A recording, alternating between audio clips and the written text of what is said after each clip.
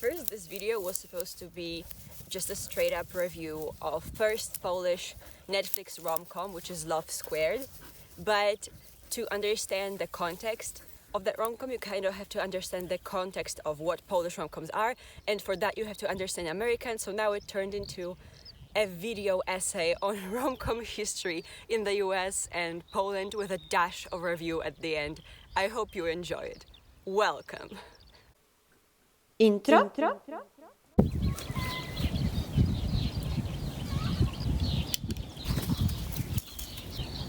Technically, rom-coms might be considered a subgenre of the huge genre of chick flick. However, I am of the opinion that it is a fictional genre. It's kind of hard to categorize all the genres of the film just marketed towards women or made to appeal towards women as a one thing. There is a very good video by Modern Girls about it. I will link it here. Films that are viewed as chick flicks can be thrillers, comedies of course too, romances, but also tragedies, so makes no sense. However, rom-com is its own proper genre with its own tropes, its own language and stylistic choices. I'm only going to look at the parts of history that are relevant to my case about rom-coms, so I'm going to take into consideration only pre-existing, already formed tropes. So we're starting in the US in the 20s and 30s, where the most popular types of comedies were a comedy of manners and a screwball comedy. A comedy of manners, example, is a comedy which stems from a class difference between characters in the film. So, sort of a mesalliance, I don't know, is it a word in English? If somebody of higher social status and usually with more money enters a relationship with somebody more poor, or sometimes it just talks about families that have relationships with each other and stuff like that. Screwball comedy is just a comedy of errors, also very, very popular. And those two tropes, screwball and comedy of manners, also shaped the tropes utilized in rom-coms today. In Poland, rom-coms are an imported genre, so it didn't really go through the natural formation process that I just described.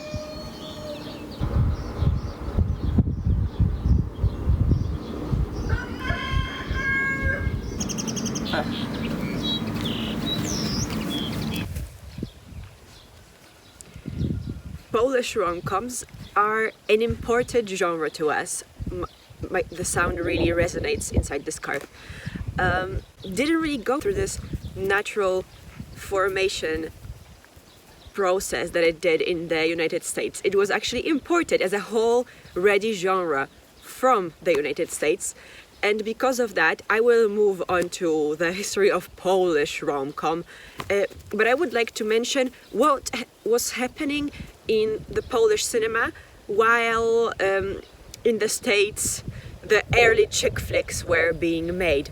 It was a very special time that didn't really lead to anything because of the stop of the movie business during World War II.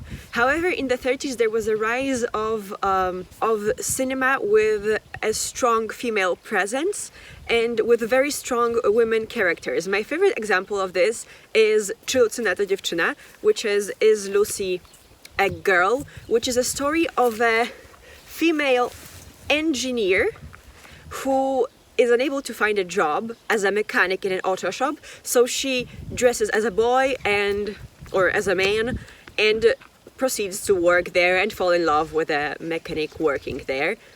Mechanic is played by is his name Bodo Cox? Eugeniusz Bodo. His name is Eugeniusz Bodo, an actor who will be relevant later. And this movie is very typical of its time because, the woman is an engineer qualified abroad in France, I believe she has a job. She's a very strong female character. She kisses Eugeniusz Bodo, or his character, as dressed as a boy, and it only leads to confusion, not particularly, gay panicky vibe. It's just a very pleasant watch, but I doubt it's available subtitled in English. Also, another cool thing is that while rom-coms were not a thing, there were certain influences being drawn from the US. It was cool to speak English, so so in the lyrics of certain songs there are English words dropped by to make it spicier. For example, jeśli poznam taką żonę, że się kochać będę w niej, oh yes, będę wiernym jej jak pies, and stuff like that. I might cut it out because I'm not confident in my voice. My point is, it is a gem of Polish cinema, which is very typical of its time. Another movie that I want to mention is, I think, called Jadzia, which is about a professional tennis player, I believe, a female tennis player, or two of them, and one of them is an owner of a sports goods store, and a man who is supposed to make business with one of them. It is sort of a comedy of errors and a comedy of manners. However, I don't think it was typical in American cinema of the 30s to feature prominently competing female professional sportswomen or women working in male jobs. I don't think that it was done. And the 30s was a very good time for women in Polish cinema, is my point.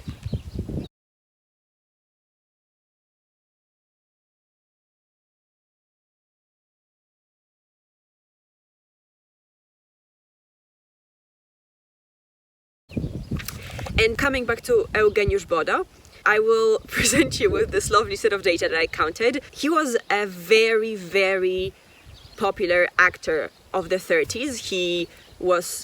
I'm not a huge fan of his talent, either acting or singing, but he was very, very popular and considered a very talented person.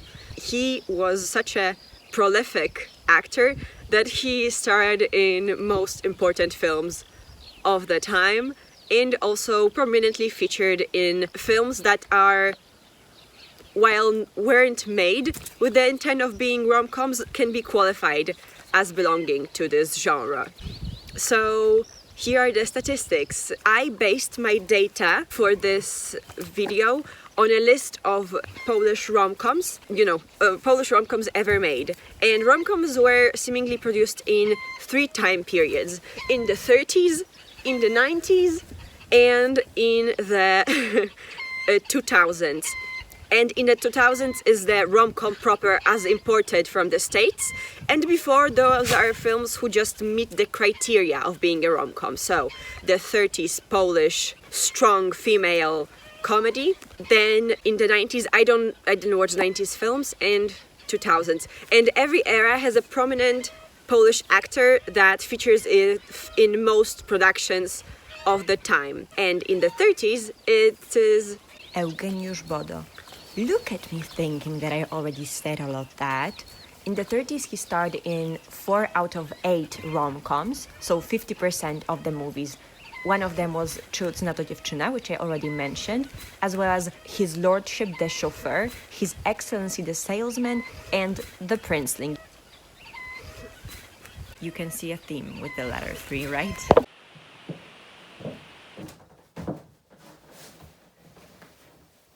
Between the 50s and 70s, the fight for women's rights and feminism was focused on the differences between the sexes and how those differences aren't actually bad and don't make them lesser in any way. And from that fact, and as well as the sexual revolution movement, stemmed the rise of so-called sex comedies.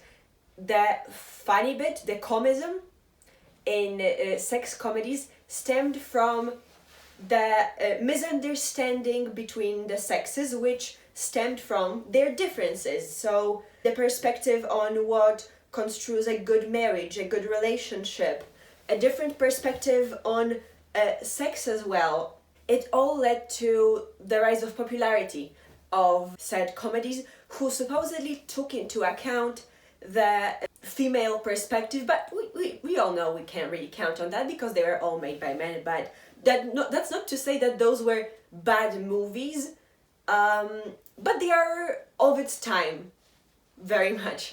Examples of films that can qualify as sex comedies would be The Graduate, Irma la Douce, or hold on, let me check the names.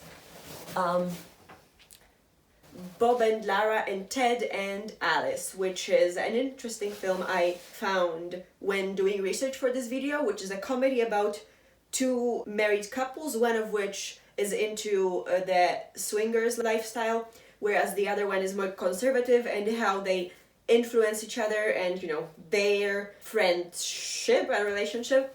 It's an interesting one. And now, let's move on to the 80s.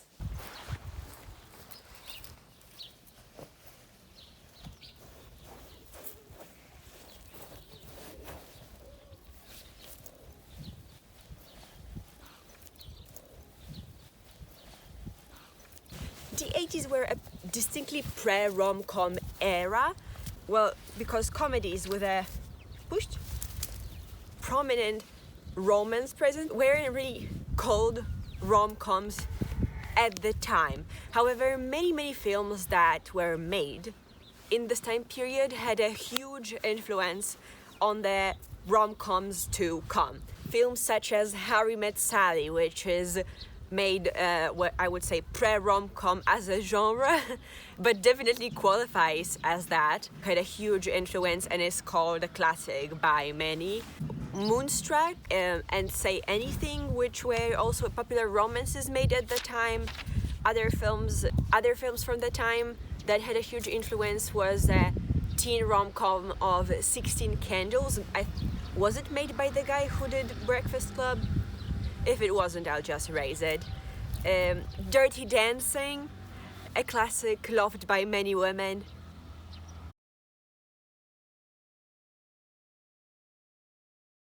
As well as Hairspray, Coming to America, and Princess Bride. What I mean by pre-rom-com is, as I said, the genre wasn't really named and defined yet, but those were films where romance played a huge role. And to be honest, the distinction between a comedy with a romantic presence and a rom-com is very slim, and I would essentially just put it down to timing or intention, because I'd say that comedies with a romance as a major plot point made in the 90s and 2000s would definitely be rom-coms. Now, when it comes to Poland, it's not the best time for romantic comedies. There are, however, many comedy classics made in the 80s. Some of them with a romantic subplot would be Och, Karol, which is about a man who has multiple lovers. And I think it would qualify as a sex comedy in the sense that it resembles the sex comedies of the 60s and 70s, though it was made in the 80s. So it is, first of all, late. Second of all, sex comedies are a uniquely American genre. Then there was Kogel Mogel, which was a mistake. I don't know, I really don't like this movie. I wouldn't qualify it as a romantic comedy because the romance doesn't play a significant enough role. It's somewhere between a comedy of manners, a screwball comedy with a dash of sex comedy, as I guess, because the main character's desire to finish her education before getting pregnant is implied to be ridiculous and not really understood by her father, but her mother either. So maybe more so a comedy of manners and a screwball. Yeah. So 80s just were there. And so if you consider the American comedies of the 80s and you see how romance became more and more important in the films made at the time, you cannot really say that about Polish comedies with a dash of romance. that didn't lead to anywhere, and I wouldn't even say it was a trend to, whereas it was in America, to make comedies with a romantic subplot. Just some of them happened, that's it. And the 90s. So, while the 80s kind of experimented, I hope you don't mind the sound of my wonderful TV in the background.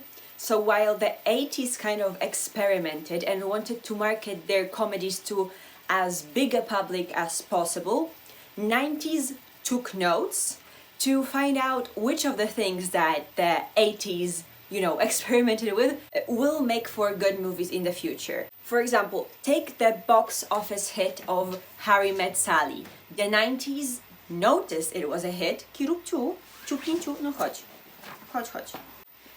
The 90s took notice.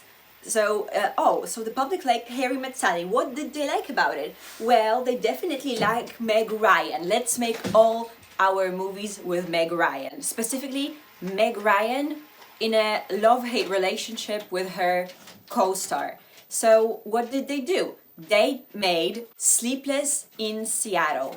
So that doesn't really work. They made French Kiss, but also first they made Sleepless in Seattle, which was not an enemies to lovers, but from that they took, people love Tom Hanks and Meg Ryan, let's make a love-hate relationship, like enemies to lovers plot, and that's how we got You've Got Mail. So you have the three 90s classics, French Kiss, You've Got Mail, and Sleepless in Seattle, which is the best. In many ways, the 90s were the time of actor-driven cinema, and specifically comedies.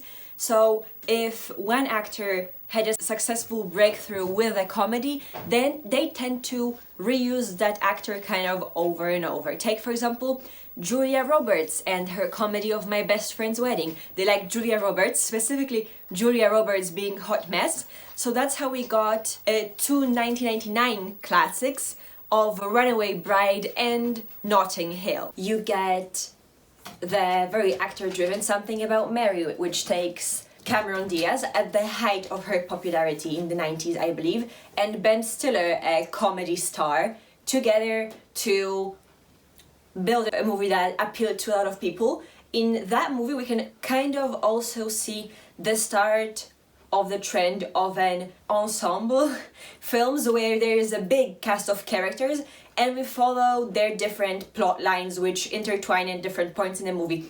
Another example of an ensemble movie would be Four Weddings and a Funeral, like more of a classic and overall a better movie, I believe. We also got a classic of enemies to lovers based on Shakespeare's Taming of a Shrew, which was 10 Things I Hate About You. Something About Mary was a rom-com, but it was male-led. The focus was on the men in the story. And another film like that, with the focus on the male character, would be Groundhog Day, which is one of my favorite movies of all time. And let me just wrap it up with a film which I don't think it set a precedence for any trope, but it was just a classic that people really enjoy, which is Only You, starring Aunt May and Tony Stark together as a very cute couple. You might wonder what's happening in Poland in the 90s. Well, and the answer is kind of nothing. There were 3 movies made which could qualify as rom-coms, but while in the US, the 90s rom-coms were a natural evolution of the trends that were observed in the 80s, the Polish 90s rom-coms are completely irrelevant to anything ever. They aren't really even relevant to the discussion about good comedies in the country. People just don't really watch them. They all star this guy, Daniel Olbrychski, who's also famous for more serious roles. So I imagine these movies were also, as it was seen in the 80s, they were targeted to a broader demographic of everyone, not just women. They were titled Children and Fish because there is a saying that children and fish don't have a voice, seen not heard, stuff like that. Another one was The Order of Feelings and Love and Do What You Want. I did not watch these movies, I don't care about them. they are irrelevant, but I thought that I mentioned them because the statistic of all the rom-coms made in the decade having this particular actor featured prominently as a main or secondary character, I think is interesting.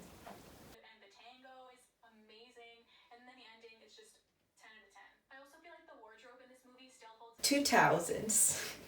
2000s is tropes galore. Before 2000s, the tropes of course already existed. However, 2000s was the time where they were very prominently utilized, well, mainly for marketing purposes, so that if you go see a film, and by you I mean women, because that's the time where filmmakers decided to specifically cater to that audience, you'll know what to expect. So, enemies to lovers, which is a trope as old as time, gets kind of refreshed. A very popular trope of any epoch. I don't really like it, especially I don't like it in the 2000s version, because the enemies to lovers dynamic has been revamped to match the mood and the needs of the time. So enemies to lovers, it means banter, snark, just one-upmanship, and some sort of rivalry. So examples of such movies would be The Proposal. Tak, dobry piesek. The characters start not liking each other and then grow to like and appreciate each other as the movie goes along. Sweet Home Alabama, for example. Alabama, which is just trash, not because it's from Alabama, but I just don't get why, spoilers for Sweet Home Alabama, I just don't get why a girl would ignore a completely nice, well-to-do fiancé for a guy that is mean. Yeah, that's it, that's my point. Or Hitch, where the girl is just not appreciative of the guy's career. How to Lose a Man? How to Lose a Guy in 10 Days. There is a bet involved and the rivalry, means winning the bet. Oh, as well as 24 Dresses. And speaking of 24 dresses... Kireczka, shut, ow. Jezus Maria. Great. 24 Dresses, which leads to a whole category of wedding-themed rom-coms. So 24 Dresses, The Wedding Planner, or Bride Wars. The ensemble comedy that I mentioned before, so one where we follow different characters' plot lines and they're intertwined, rises into prominence with the premiere of Love Actually, quite quickly followed by similar movies such as Valentine's Day and He's Just Not That Into You. Another popular category would be the drama category, which is, just like rom-com but with more heavy themes, such as Rumor Has It, Brown Sugar, and Definitely Maybe. Also, because we know the tropes, we can utilize different tropes at the same time. So, for example, take a look at these movies. Some of them would be considered lighthearted, that's a trope, just movies without heavier themes. Some of them are fantasy. Some of them are partially or totally musicals. Some of them are teen comedies. Complicated family dynamics. Couples that just shouldn't end up together. You can also see that though character-driven rom-coms are not the be-all end-all of rom-coms, the actors are still relevant. Anne Hathaway has multiple roles. Reese Witherspoon, Ryan Reynolds, Patrick Dempsey, Kate Hudson, Jennifer Aniston. Meg Ryan still plays in movies, still is a very famous actress. So, juggling tropes and audiences to achieve the best outcome for the film.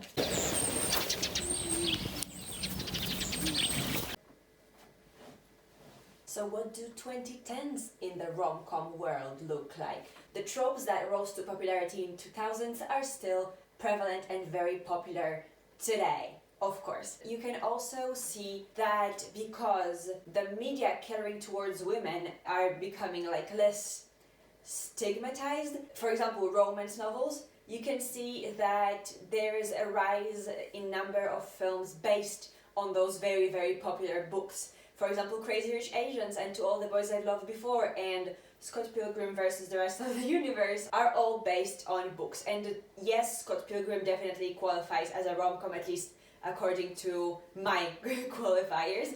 Also, we can see that the budgets are getting bigger.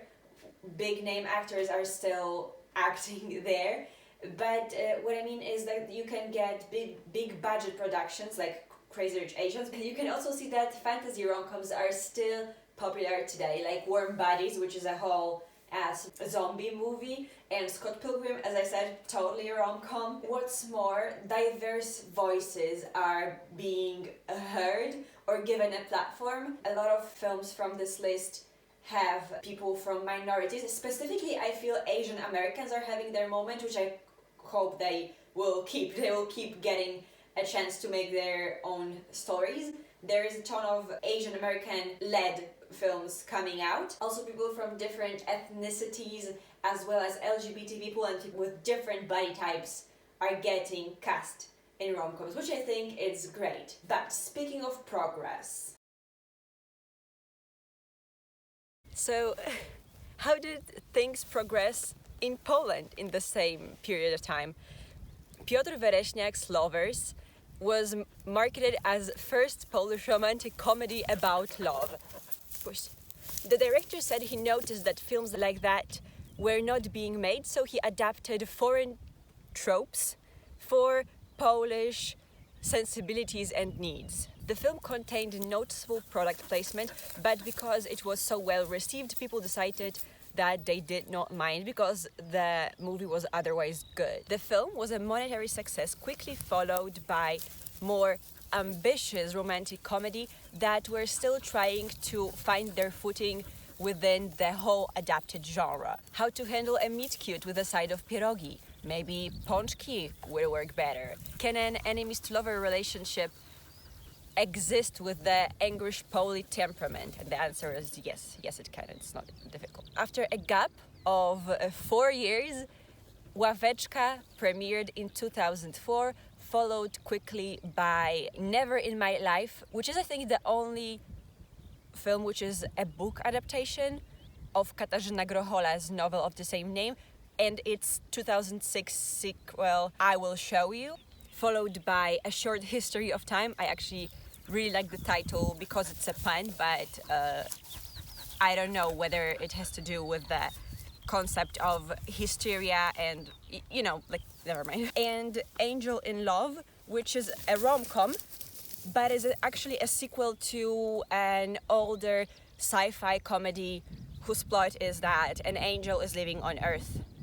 And it's sci-fi because the heaven looks kind of vaguely space-like. While these films handled movie trope adaptation for our market, 2006 brings about the first pivotal production, which set the standard for the genre in Poland. It was TVN's, that's a private television station in Poland, releases Just Love Me, Tylko Mnie Kochaj. It was a big budget production that clearly aimed for the urban aesthetic of the US-based rom-coms rather than the casual vibe of the films from the first half of the decade. So a question comes to mind, do we have cities urban and grand enough to become the set of such films? Yes, we do, and their name is Warsaw, only Warsaw apparently. As a result of the aforementioned metropolitan urban vibe, but also the logistics of, because most film studios are located in Warsaw, and it also has a lot of open spaces, which makes filming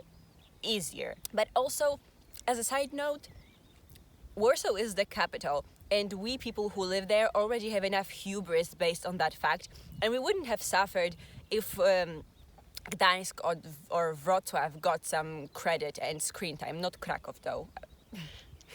Never mind. But alas, no. Warsaw became the default space where people fell in love on screen in Poland. To make such a big budget production, TVN needed money and sponsors.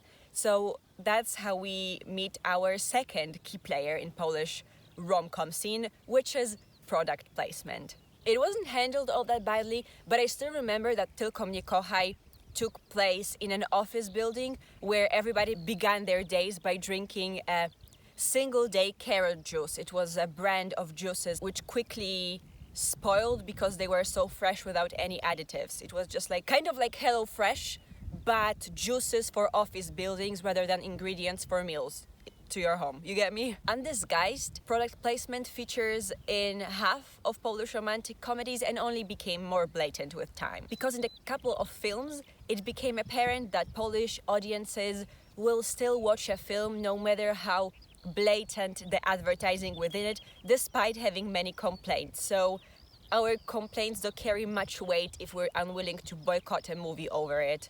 And also, advertising seems like a stupid thing to boycott an otherwise enjoyable movie over. Some time passes. In 2008, Tomasz Karolak makes his rom-com debut as a tertiary character. Already a well-known actor at the time went on to make the genre his B-word. He stars in every fourth rom-com made in Poland. In 2011, the Four Horsemen of Apocalypse team up for the instant classic of Letters to M. A blatant knockoff of Love Actually, the film instantly appealed to Polish audiences despite the blatant product placement. There are so far 4 installments in the series. The latest one came out in 2020. So where does it leave us now? Why does my analysis seem half rather than full-assed? That's because there are so little Polish rom-coms. I actually had only 35 movies to base my statistics off of. But the trends among them are so clear. Nothing actually makes it more clear than the latest one. 2021's Love Squared, the first Polish Netflix rom-com. I'll use it as an example of what these films are like now. The film takes place in Warsaw. The movie is about a woman named Monica, a brilliant primary school teacher by day. Her boss is played by Tomasz Karolak, by the way, who moonlights as a model with colored lenses and a cheap wig to save her financially incompetent father from, well, bankruptcy. The love interest, Enzo, is a financially illiterate, just like her father, car specialist and a media personality. It's not actually quite clear what his job is specifically. Speaking of cars, the film is sponsored by either a specific brand or a car dealership. And we know that because of the perfectly natural scenes throughout the movie, like this one. Hello, ma'am. You're looking great. Oh, this car? Yeah, it's a new model. It has this kind of like rail system guide that makes sure I drive on the right side of the road. It also lets me know if I cross over to the wrong side of the road. Oh, no, this car is very, very safe. You hear this sound? Yeah, that's because this is a driver guide system that beeps when I am distracted, and boy, am I distracted. Now I'll tell you more about the movie, but it will just look like I'm listing the things that are wrong with it, but that's just how the movie is, I promise. Love Squared, the title, is mentioned 11 minutes in at the end of the exposition montage, where Monica's dad says she deserves to be loved a lot, so like, love squared.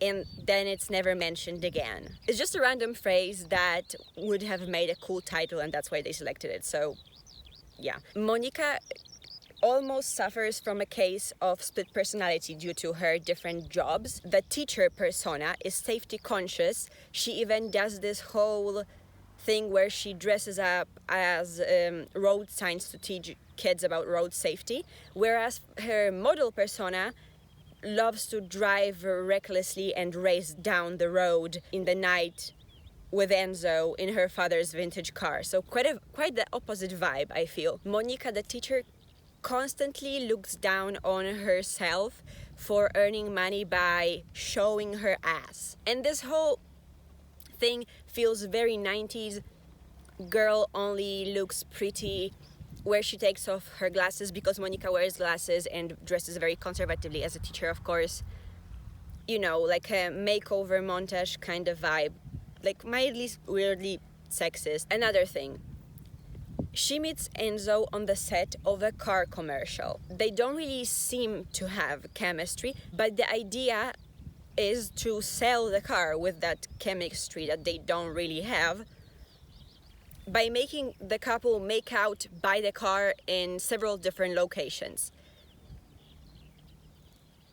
Side note, nobody would buy a sexed up car. This non-family friendly softcore commercial running only after 10 p.m. wouldn't sell a single vehicle. No one wants a slutty Toyota, okay? By the way, all I mean is the whole setup is very fanficky and doesn't seem very professional or actual marketing like.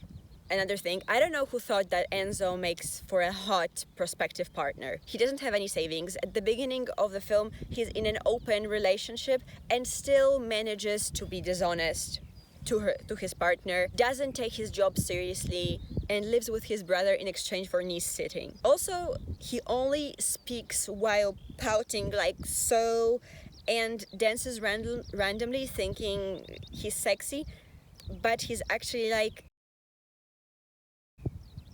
The conflict. There are way too many conflicts in this film. Monica's modeling job puts her school job in jeopardy. Enzo has a girlfriend, so he cannot really have another one at the same time. Enzo doesn't know both sides to Monica. There's a whole plotline with Enzo's niece who Monica teaches, but he still, even having all the puzzle pieces, doesn't figure it out until she whips her wig off in an effort to save his niece. Apparently wigs make you slower, I don't know. So if you strip the film down to its core, you get a poor adaptation of Cinderella / a car commercial with one big name actor. Are there good things?